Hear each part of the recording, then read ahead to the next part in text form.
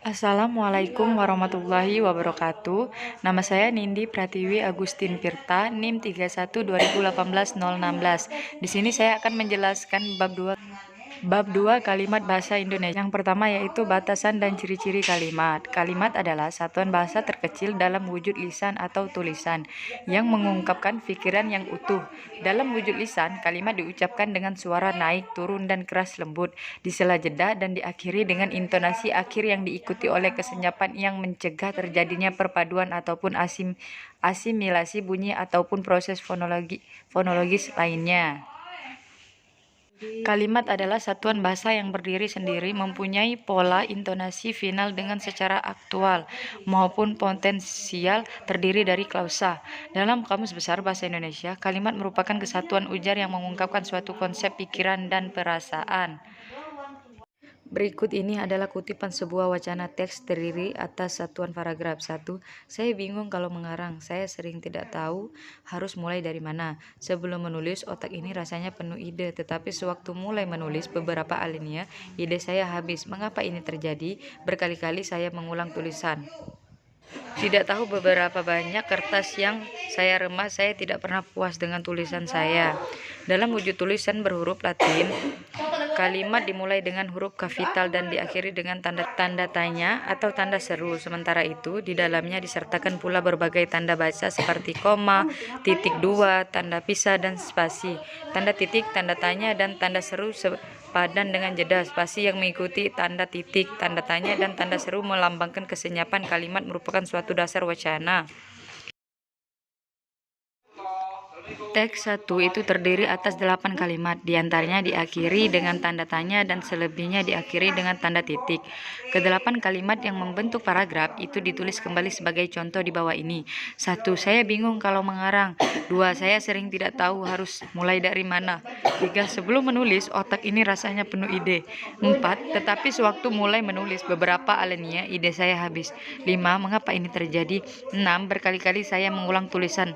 7. Tidak tahu beberapa banyak kertas yang saya remas. 8. Saya tidak pernah puas dengan tulisan saya sendiri. Unsur-unsur bahasa. Unsur kalimat adalah fungsi sintaksis yang biasa disebut juga jabatan kata atau peran kata, yaitu subjek, predikat, objek, pelengkap, dan keterangan. Kalimat bahasa Indonesia baku sekurang-kurangnya terdiri atas 2 unsur, yakni subjek dan predikat. Unsur yang lain dapat wajib hadir atau tidak wajib hadir dalam suatu kalimat.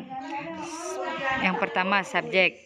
Subjek adalah bagian kalimat yang menunjuk pada pelaku, tokoh, sosok, suatu hal atau suatu masalah yang terjadi pokok. 2. Predikat adalah bagian kalimat yang memberitahu melakukan perbuatan action, yaitu pelaku atau sosok di dalam kalimat. Satuan bentuk pengisian predikat dapat berupa kata atau frasa, namun sebagian besar berkelas verbal atau adjektif, tetapi dapat juga numeral, nominal, atau frasa nominal. 3. Objek merupakan bagian kalimat yang melengkapi predikat. Objek biasanya diisi oleh nominal, frasa nominal, atau klausa. Letak objek selalu di belakang predikat yang berupa verba transitif, yang verba yang menuntut wajib hadir.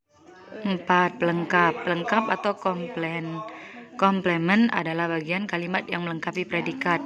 Letak pelengkap umumnya di belakang predikat yang berupa verbal. Posisi ini juga bisa ditempati oleh objek, dan jenis kata yang mengisi pelengkap dan objek juga bisa sama, yaitu nominal atau frasa nominal.